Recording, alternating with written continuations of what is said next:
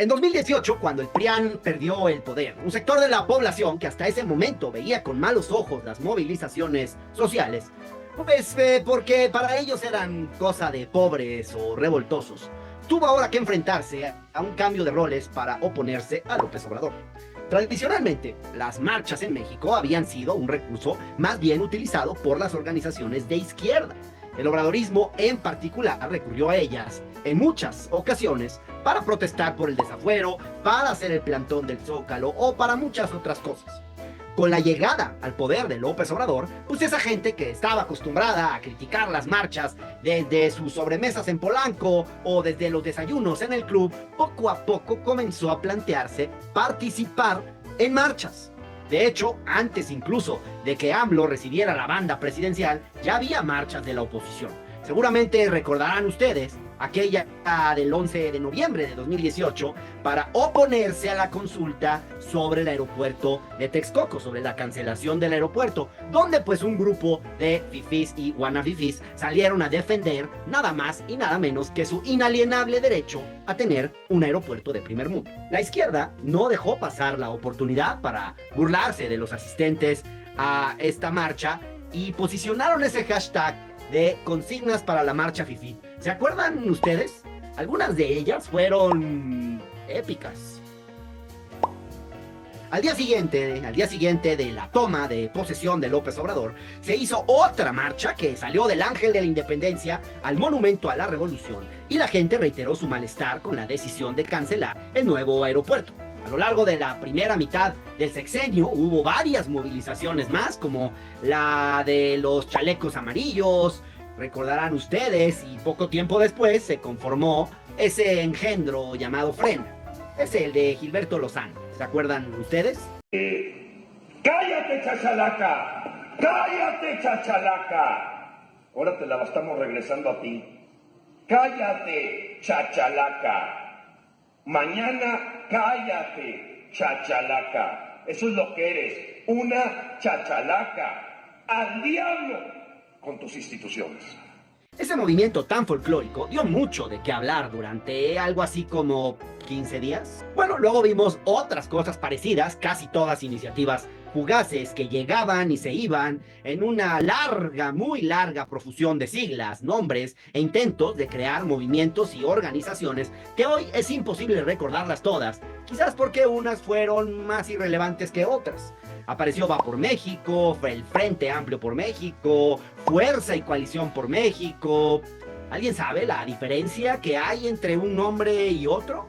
Bueno, tal vez se diferencien entre sí porque una surgió del dedo meñique del señor X, otra del otro dedo del señor X, otra del brazo, no sé. En fin, la verdad de las cosas es que los esfuerzos opositores por tomar las calles nunca llegaron a ser exitosos durante la primera mitad del gobierno obradorista. No fue sino durante la segunda mitad del sexenio que todavía está por terminar, que el movimiento social de la derecha comenzó a tomar forma, pero no color.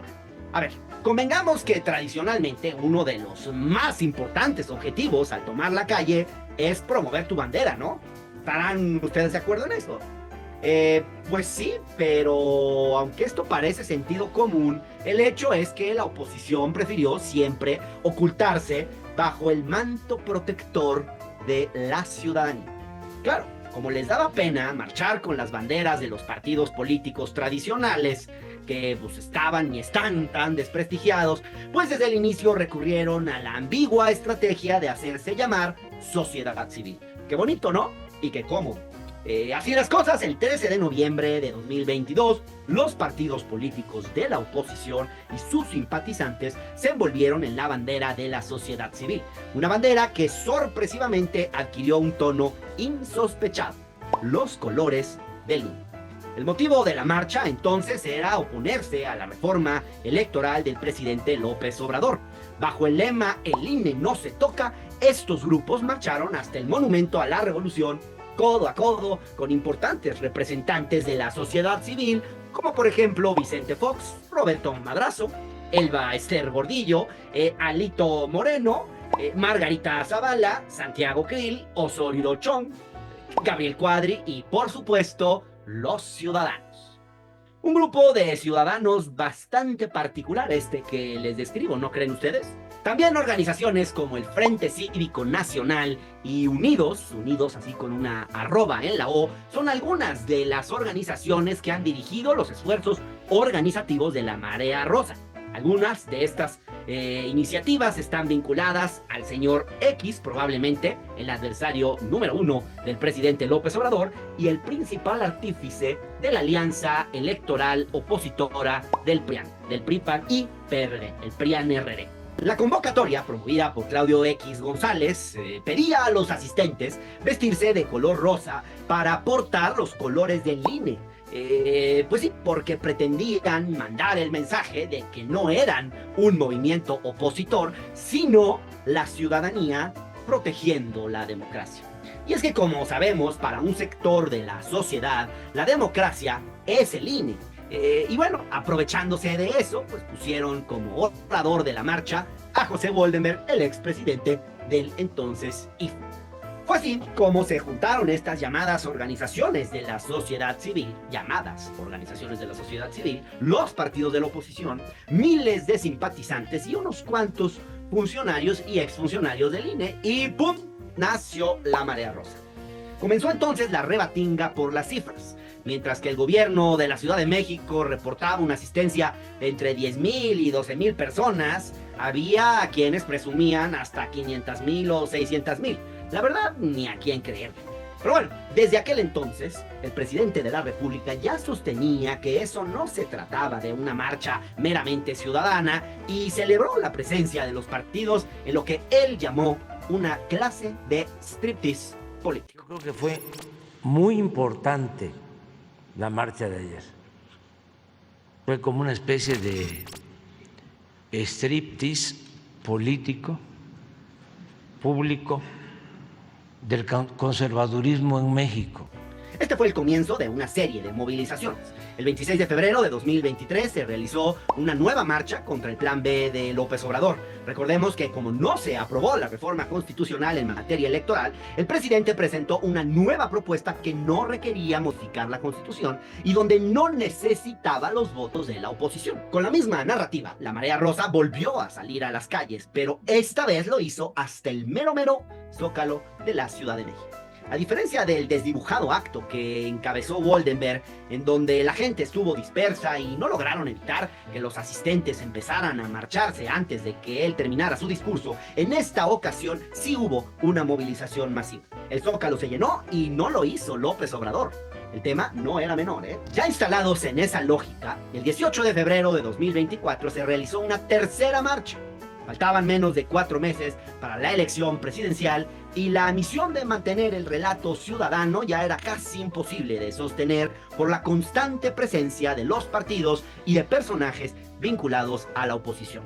En esta ocasión, el orador fue Lorenzo Córdoba. Recordemos que desde su salida del INE, Lorenzo no ha perdido oportunidad alguna para confirmar las acusaciones que le había hecho López Obrador de no ser un árbitro imparcial. Ahí están sus participaciones en Latinus y ahí está la presentación de su libro La democracia no se toca en el contexto electoral y de marchas en oposición a las reformas del presidente en las que ha participado. Todo eso no deja lugar a dudas de que nuestro árbitro electoral nunca fue tan imparcial como se vendía. En suma, lo que comenzó como un movimiento en defensa de la autoridad electoral, poco a poco empezaría a revelarse como un movimiento electoral a secas. Pero bueno, si ustedes se fijan, a pesar de la presencia de reconocidos políticos en las marchas de la Marea Rosa, ellos siempre defendieron la narrativa de que eran ciudadanos.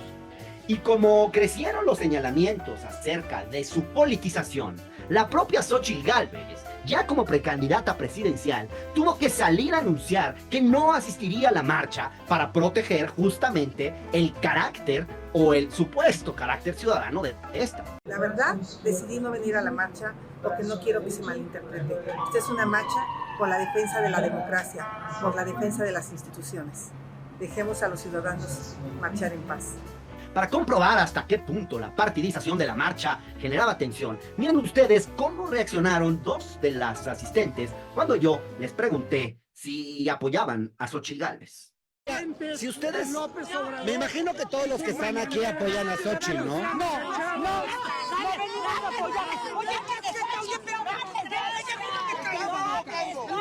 A ver, yo no vengo a apoyar a ningún candidato.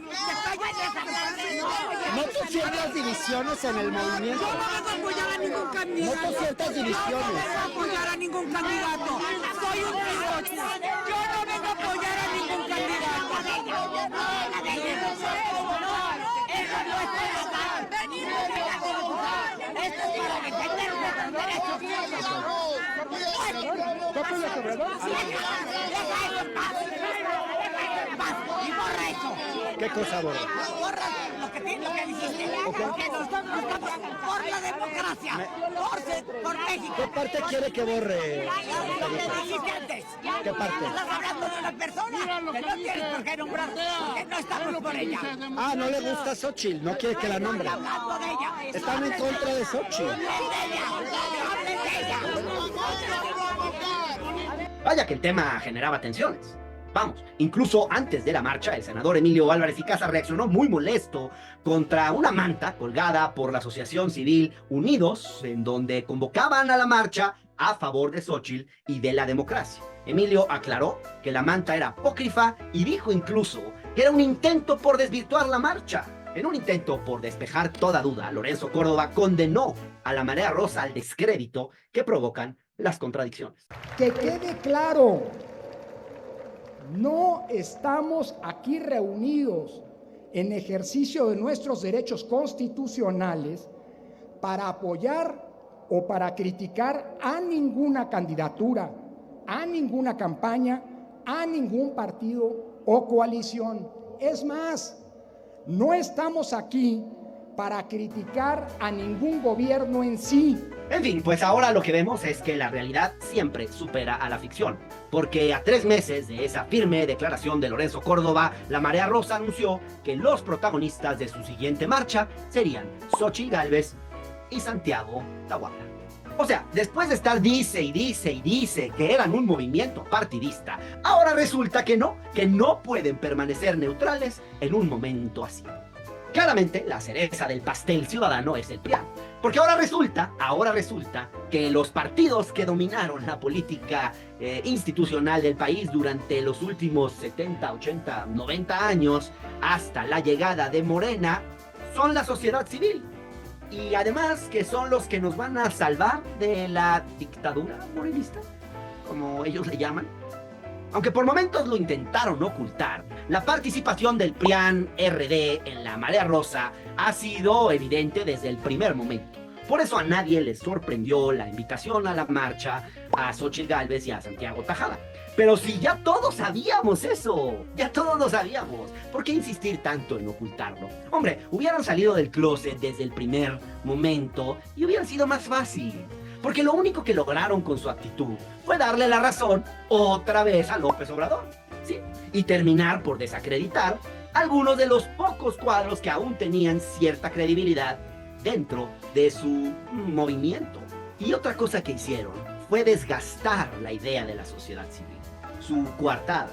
Porque frente a este escenario y el descrédito del PRIAN, ¿qué opciones le quedan ahora a la oposición? Después del 2 de junio, no solo habrán perdido nuevamente la presidencia, sino que seguramente también habrán perdido la gran mayoría de los cargos en disputa, también su principal discurso, y lo único que les quedará es cobijarse con la vieja, desgastada y sucia manta del PRIAN.